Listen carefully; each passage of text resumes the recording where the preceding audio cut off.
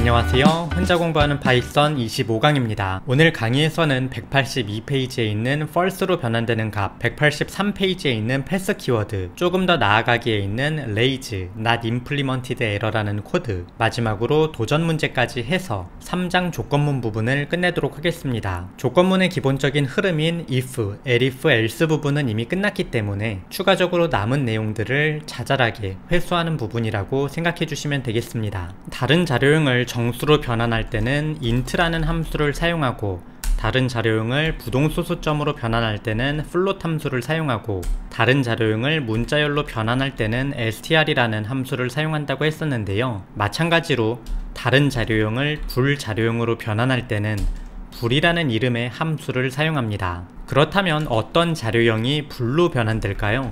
결론부터 말하게 되면 non이라든지 숫자 0이라든지 빈 컨테이너들이 false로 변환됩니다. 여기에서 non과 빈 컨테이너는 반복문과 함수를 배우면서 자세하게 살펴볼 것이므로 일단 지금은 숫자 0, 추가적으로 0.0과 함께 빈 컨테이너의 일종인 빈 문자열이 false로 변환된다 라고 기억해 주시면 되겠습니다. 그럼 한번 코드를 입력해 보도록 할 텐데요. 불 함수를 사용하고 매개 변수에 0을 넣게 되면 지금 화면에 있는 것처럼 false로 변환이 됩니다. 마찬가지로 0.0도 false로 변환됩니다. 또한 빈 문자열도 false로 변환되는 것을 볼 수 있습니다. 이러한 것들 이외에 다른 자료들, 예를 들어서 숫자 1이라든지 숫자 -1이라든지 아니면 내부에 false가 들어있는 문자열이라든지 등은 모두 true로 변환이 됩니다. 일반적으로 이렇게 문자열에 false가 들어있으면 false로 변환될지 아시는 분들이 있는데요. 이 문자열은 빈 문자열이 아니기 때문에 그냥 true로 변환이 됩니다. 그럼 대체 이걸 언제 쓰냐가 궁금하실 수 있는데요. 간단한 예를 하나 들어보도록 하겠습니다. 사용자로부터 입력을 받고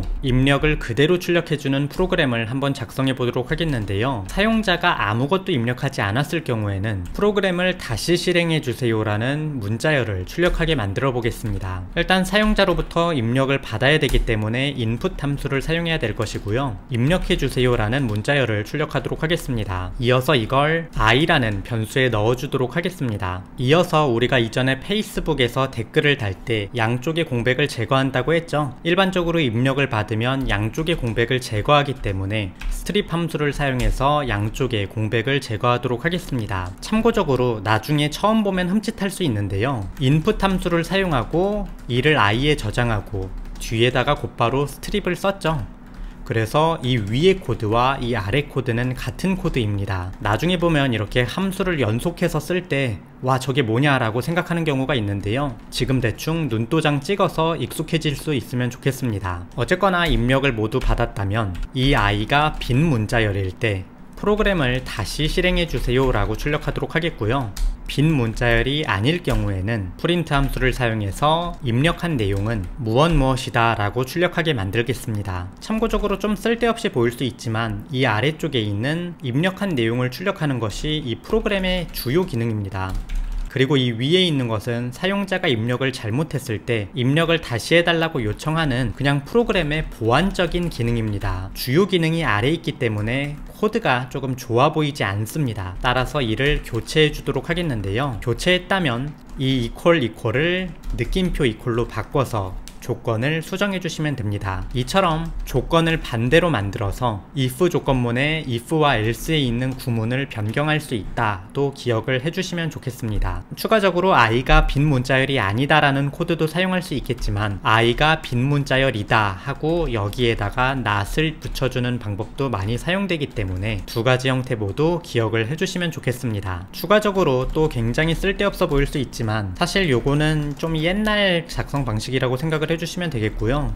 요즘은 i가 빈 문자열일 때 프로그램을 다시 실행해 주세요 하고 그냥 프로그램의 종료를 때려버린 다음에 아래쪽에 입력한 내용을 출력하는 코드를 작성하는 경우도 있습니다. 이렇게 하면 if 조건문에 들어갔을 때는 프로그램이 그냥 여기서 끝나기 때문에 이후에 코드가 실행되지 못하고 프로그램을 다시 실행해 주세요만 출력될 것이고요. 이 if 조건문에 들어가지 않았을 경우에는 입력한 내용을 출력하기 때문에 위와 같은 실행 결과를 내게 됩니다. 그래서 사실 이 프로그램의 작성 방법이라는 것은 개인의 취향도 있고 팀의 취향도 있고 있고 그 취향이라는 것 자체가 시대의 흐름을 따르기 때문에 여러가지 코드를 계속 보면서 요즘에는 어떤 코드를 사용하는구나 등을 추적을 해보시면 좋을 것이라고 생각합니다. 뭐 사실 초급 단계에서는 조금 먼 미래의 일이고요. 나중에 생각해보시면 되겠고 일단은 뭐 여러가지 작성 방법이 있을 수 있겠구나 만 생각을 해주셔도 좋을 것이라고 생각을 합니다. 어쨌거나 이렇게 코드를 작성하고 실행하게 되면 입력해주세요 라는 말을 출력하게 되고요. 여기에다가 뭐 헬로우라고 입력을 하게 되면 입력한 내용은 헬로입니다 라고 출력을 하고, 만약에 아무것도 입력하지 않고 그냥 엔터를 때렸을 경우에는 프로그램을 다시 실행해 주세요 라는 말을 출력하게 됩니다. 그런데 이제 여기에서 또 자주 사용되는 코드 작성 방법 중 하나로 이 매개 변수에다가 그냥 i를 때려버리는 경우가 있습니다. 이렇게 i를 때려 넣게 되면 빈 문자열이 아닐 때만 true가 나오죠. 그래서 if 조건문 안쪽으로 빈 문자열이 아닐 때 들어가게 됩니다. 그래서 이런 코드를 이해하기 위해서는 어떤 것이 false로 변환되는지를 알아야 되기 때문에 기억을 꼭 해주시면 좋겠습니다. 사실 이런 코드를 사용하지 말자는 개발자들도 굉장히 많습니다. 왜냐하면 i가 빈 문자열이 아닐 때 true로 변환이 되고 그때 if 조건문 안으로 들어가야 된다라는 생각의 과정을 한 번 더 거치기 때문에 이런 코드는 가독성이 좋지 않다라고 해서 쓰지 말자라는 의견인데요. 사실 저도 이러한 의견에 동의하는 개발자이지만 이미 많은 사람들이 이런 코드를 사용하고 있기 때문에 여러분이 인터넷에서 어떤 코드를 읽으실 때 어떤 것이 false로 변환되는지 모른다면 이 코드 자체를 이해할 수가 없습니다. 그래서 어떤 것이 false로 변환이 되는지 기억을 꼭 해주시면 좋겠습니다.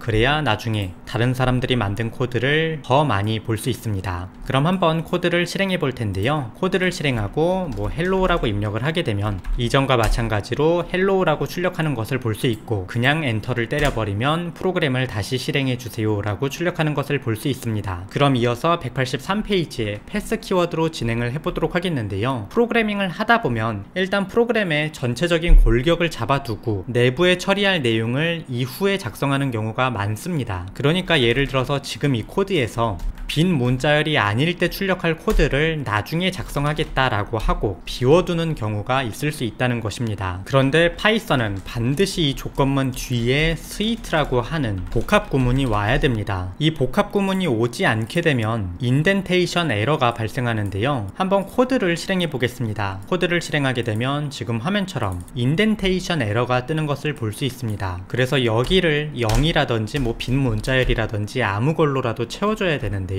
그런데 0이라든지 빈 문자열은 너무 뜬금이 없죠. 그래서 파이썬 프로그래밍 언어를 개발하신 분께서 이렇게 아무것도 입력할 것이 없을 때 이거라도 써라 라고 해서 만들어준 키워드가 있는데요.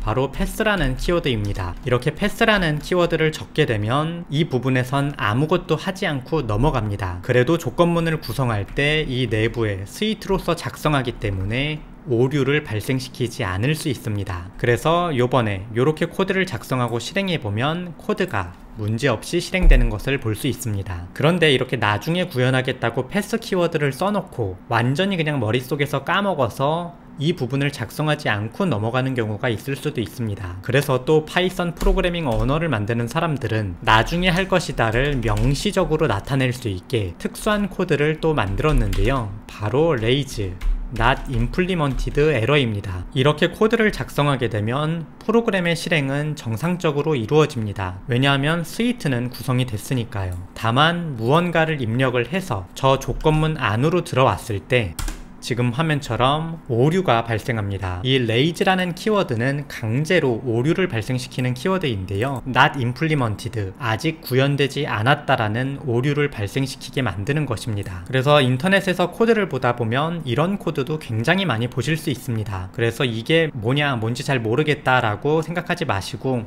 이거 구현 안 해놓은 거구나, 나중에 구현하라고 만든 것이구나 라고 생각을 해주시면 좋겠습니다. 사실 이 lazy 키워드를 아주 이후에 살펴볼 예정인데요. 지금 눈도장을 찍어 두시면 나중에 조금 더 익숙하게 볼 수 있기 때문에 앞부분에서 그냥 살짝 다루어 보았습니다. 그럼 이제 쭉 마지막으로 넘어가서 도전 문제 1번과 2번을 풀어보도록 하겠습니다. 우리가 if 조건문을 사용할 때 가장 중요한 것은 바로 이 조건에 대체 뭘 적을 거냐입니다. 그래서 이 조건에 적을 수 있는 것을 몇 가지 더 살펴보는 것인데요. 책을 보시게 되면 1번 간단한 대화 프로그램입니다. 입력으로 안녕이라고 하면 안녕하세요 라고, 그리고 안녕하세요라고 입력해도 안녕하세요라고, 그리고 지금 몇 시야 라고 물어보면 지금은 몇 시입니다, 지금이 몇 시에요 라고 물어보면 지금은 몇 시입니다 라고 출력하는 프로그램을 만들면 됩니다. 추가적으로 이 4개의 입력이 아닌 것이 들어왔을 때는 입력을 그대로 돌려주는 프로그램을 작성하면 됩니다. 그럼 한번 구현해 보도록 하겠는데요. 일단 입력을 받아야 될 것이기 때문에 input 함수를 사용해야 될 것입니다. 그래서 입력이라고 출력을 해서 입력을 받으면 되겠고요.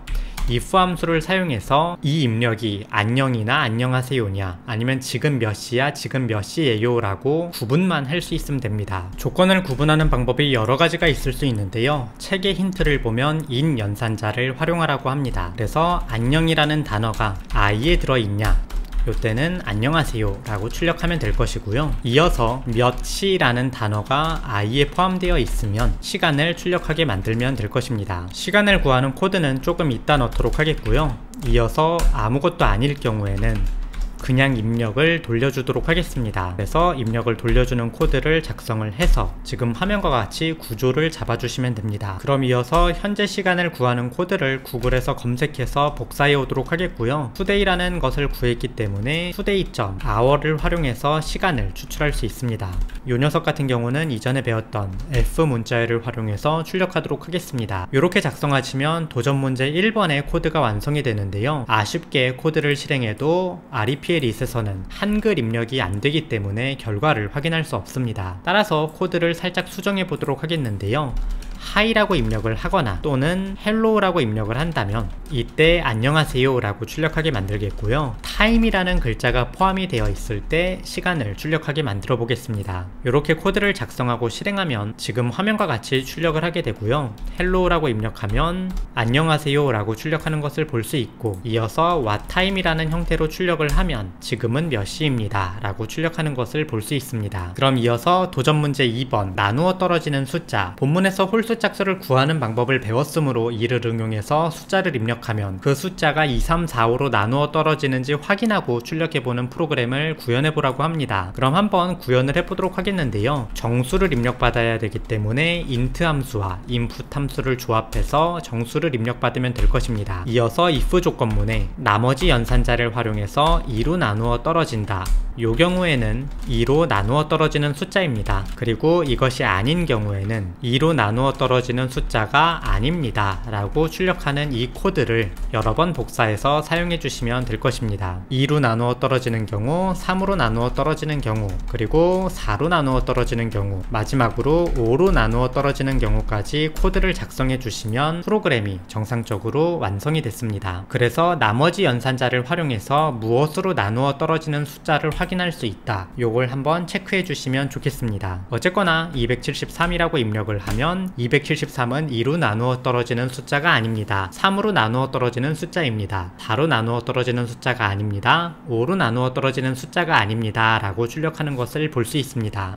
참고적으로 아직은 우리가 구현할 수 없지만 이후의 내용을 배우면서 여기서 잠깐 부분에 있는 문제를 한번 직접 구현해 보시면 좋겠습니다. 우리가 초중고등학교 수학 시간에 이것이 3의 배수냐, 4의 배수냐, 5의 배수냐, 6의 배수냐, 9의 배수냐, 10의 배수냐를 판단하는 방법을 배웠습니다. 그래서 이러한 방법을 프로그램으로 직접적으로 구현하면 어떻게 될지 생각해 보시면 좋은 공부가 될 것이라고 생각합니다. 그럼 오늘 강의는 여기까지입니다. 조건문 부분이 모두 끝났는데요. 사실 책에 있는 내용보다 훨씬 길게 다루었습니다. 사실 책은 출판사에서 페이지를 맞추기 위해서 제가 드린 내용의 일부를 삭제한다거나 아니면 내용을 축소하는 등의 편집을 했기 때문에 제가 원했던 내용이 모두 반영된 것은 아니라서 강의에서는 조금 더 길게 설명하는 것입니다. 강의가 조금씩 더 잘 되고 책이 좀 더 잘 팔리면 제가 여러 의견을 내서 지금 강의의 내용을 책에 추가할 수 있게 될 텐데요. 이를 위해서 채널의 구독이라든지 강의의 좋아요를 눌러주시게 되면 저에게 큰 도움이 될 것이라고 생각합니다. 그럼 오늘 강의는 여기까지 되겠고요. 다음 강의부터 조금 어려운 반복문에 대해서 살펴보도록 하겠습니다. 그럼 다음 강의에서 뵙겠습니다. 감사합니다.